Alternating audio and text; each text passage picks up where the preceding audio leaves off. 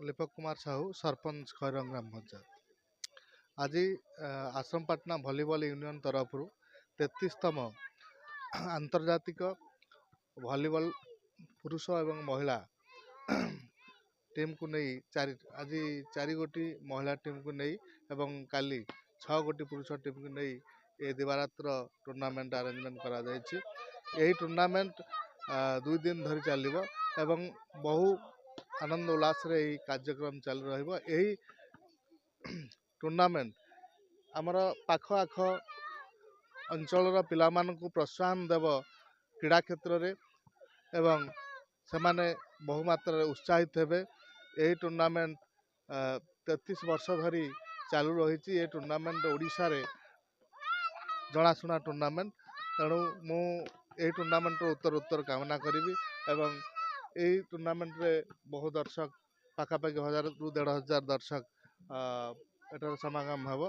आउ दुई दलर प्लेयर मान को मु शुभेच्छा जनाइबी जे सेमाने भाईचारा नहीं खेल।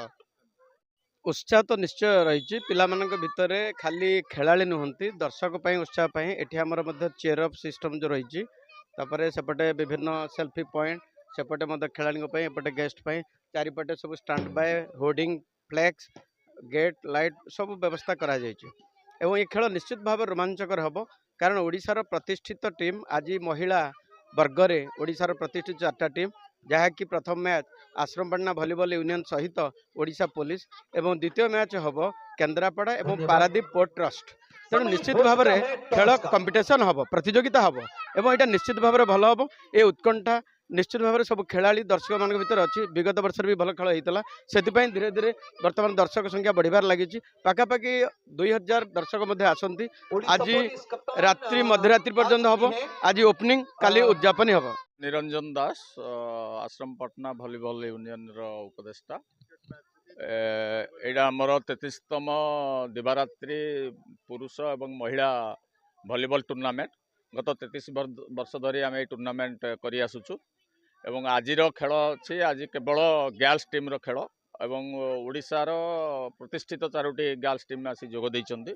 प्रथम मैच बर्तमान ओडिशा पुलिस सहित आमर निज टीम जो आश्रमपाटना भलीबल यूनियन टीम से सहित खेल हम आज एवं ये आमर गोटे पुरस्कार राशि रही जोटा कि चंपियन 7000 टंका रनर्स अप 4000 टंका ता सहित ट्रॉफी रही। एवं जी मुझे जानुची बर्तमान दर्शक मैंने टिके लेट आज होगा खेल आरंभ हो कि दर्शक मैंने आसवा आरंभ कले एवं आमर यही पड़िया खेलिकी बहुत आमर गर्ल्स माने आमर जाइकरी विभिन्न स्तर रे जॉब पाइचंती एवं ओडिशा टीम रो मध्य से माने पार्टिसिपेट करचंती। कैप्टेन मध्य ओडिशा टीम रो हेचंती एवं आंतर्जातिक मैच मध्य एठू जाइकरी खेलिचंती। सेति आमे निजको धन्य मन करूछु एवं समान को मध्य आमे शुभेच्छा जनाउछु।